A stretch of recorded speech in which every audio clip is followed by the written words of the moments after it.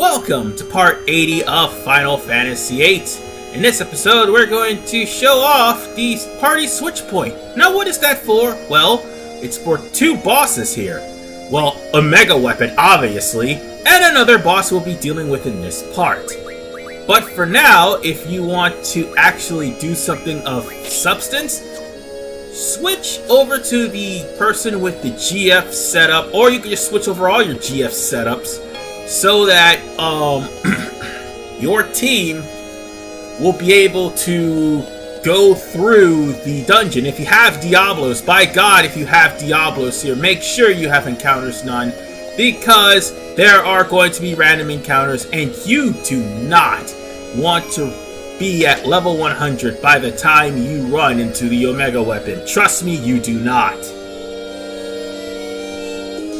That's just one less move that he has if you actually don't get to level 100. I mean, that's the whole key. Or any increments of level 100. So yeah, there's that. Anyway, now we have to go straight to the art gallery yet again. But first, I'm gonna heal myself because I had to switch GF junctions. And sorry about the slowdown, ladies and gentlemen. There is massive slowdown in this part. Well, at least this particular part right here. And I apologize for that. Now then, we'll just go straight to the art gallery and make sure things are set up. And while I do that, there is something that needs to be stated. Remember in part 79 when I mentioned that it was BS how I died?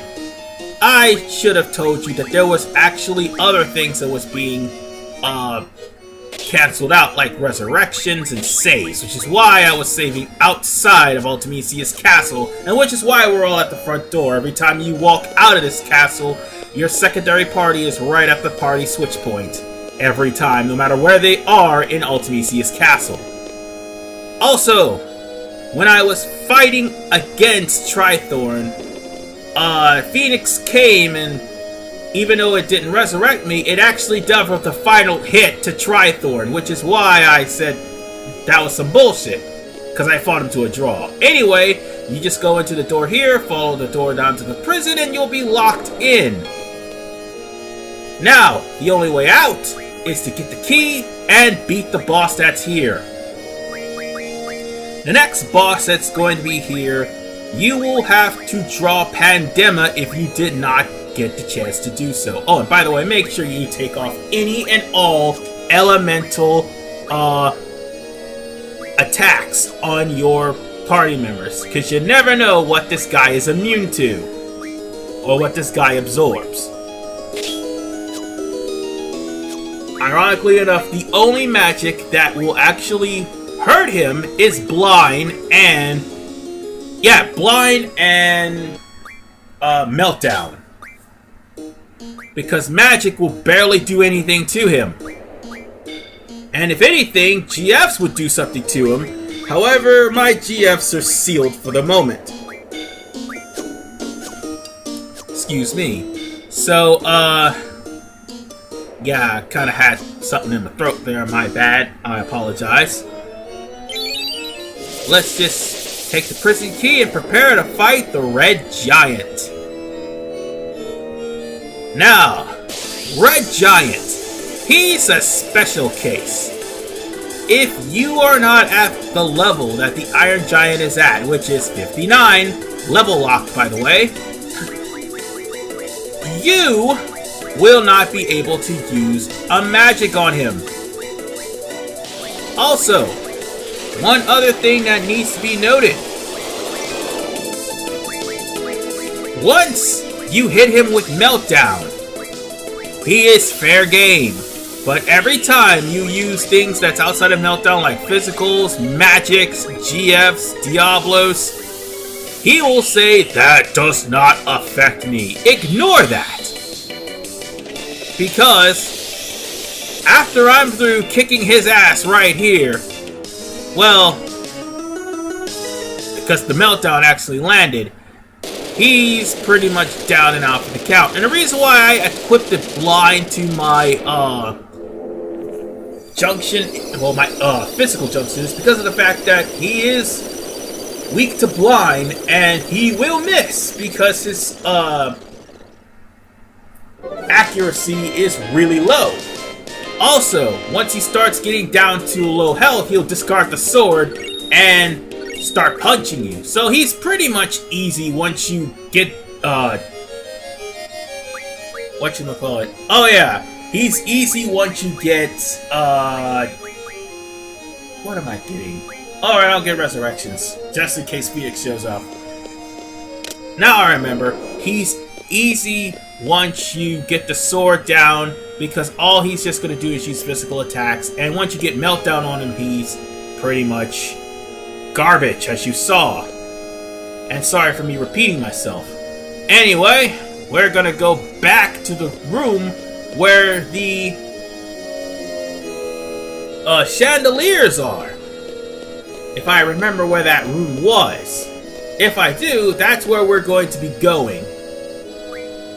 Because that switch that I had my secondary party to switch, that will keep the chandeliers from falling. You need a party there at all times to keep the chandeliers from falling down and crashing. And then I noticed something very, very awkward, to the fact that I did not give that ability to Squall, nor Diablos to Squall. Instead, I gave it to Irvin. And it just dawned on me that I did. And I'll end up making that mistake in the next part again. But that's not the point. The point is, we need to go through this double door behind you. Behind you, you idiot! Or rather, I just show off where that switch was.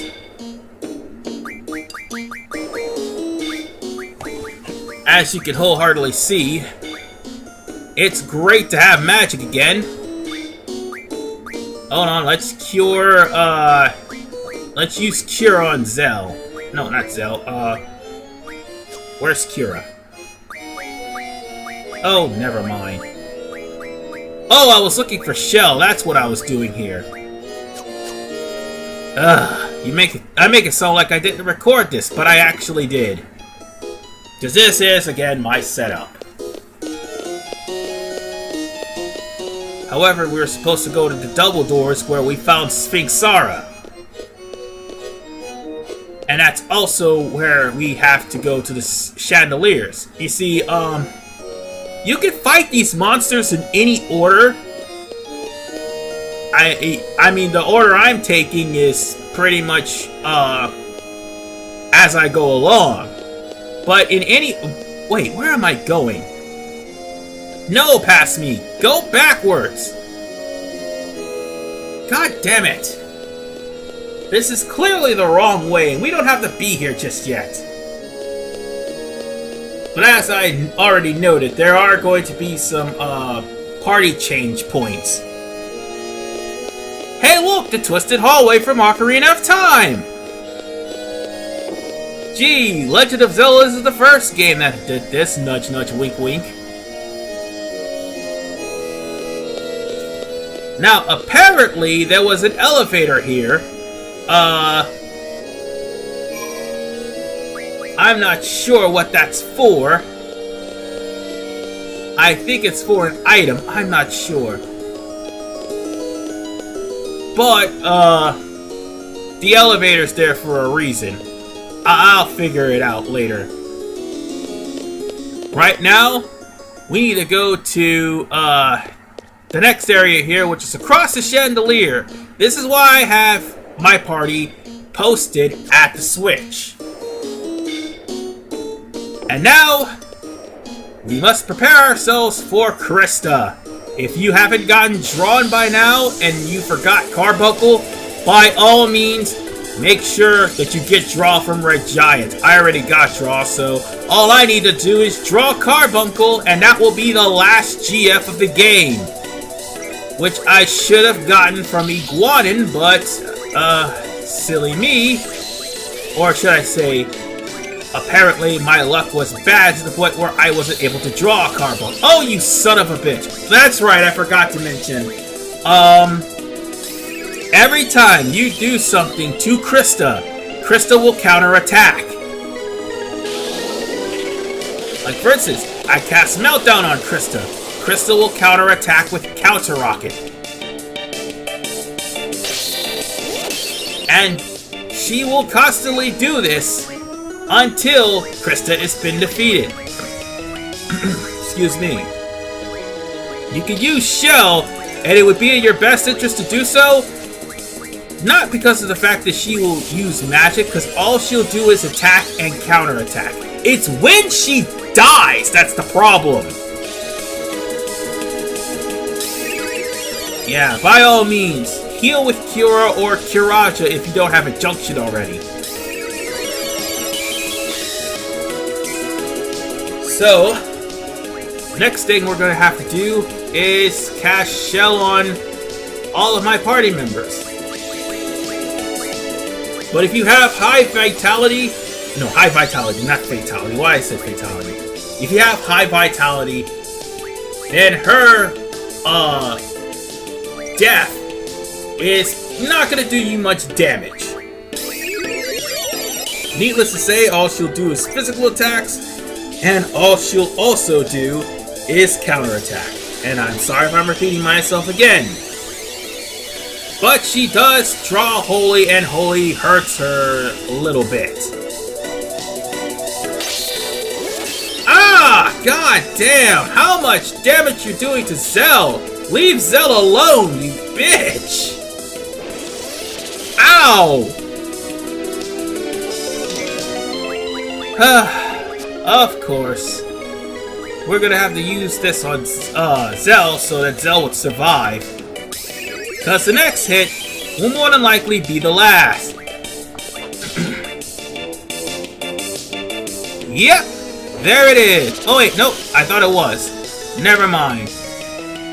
It's starting to get stronger now because she's starting to get lower and lower. Alright.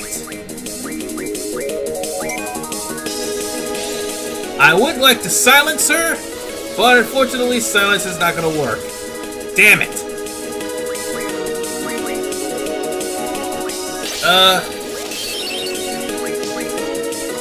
I'll just use Cura again.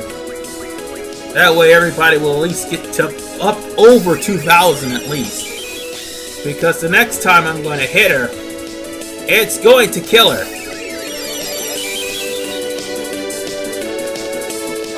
Right about now. And this is the reason why I cast Shell. Make sure your party's health is high, because Ultima is a very high-powered attack. And with that said, ladies and gentlemen, Krysta is done, and that is 5 of Ulimecia's beasts down. And we got Carbunkle too. I need to junction him. It would really help if I did. But with that said, we're more than halfway done with this castle as far as the storyline battle is concerned. We only got 3 more enemies left. And finally, after several parts, Carbunkle is a part of the GF family. So now, I think it's time I once been able to use GFs? Yeah. Oh, you're gonna choose item. Oh well.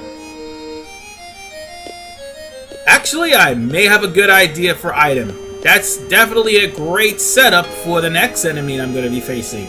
But for right now, I am going to go out and save for the time being. Because again, we are almost done with this battle. And the fact that we've got items again, it is so glorious to have them. So glorious to have them. Now then, where exactly does this room lead? Oh, it leads out the castle.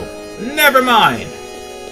So, let's go by the save point, and I will see you guys in the next episode of Final Fantasy VIII, where we take on the remaining 3 of Ulimecia's minions. See you guys in part 82. We're almost done. 81, sorry. We're almost done, folks. We're almost done.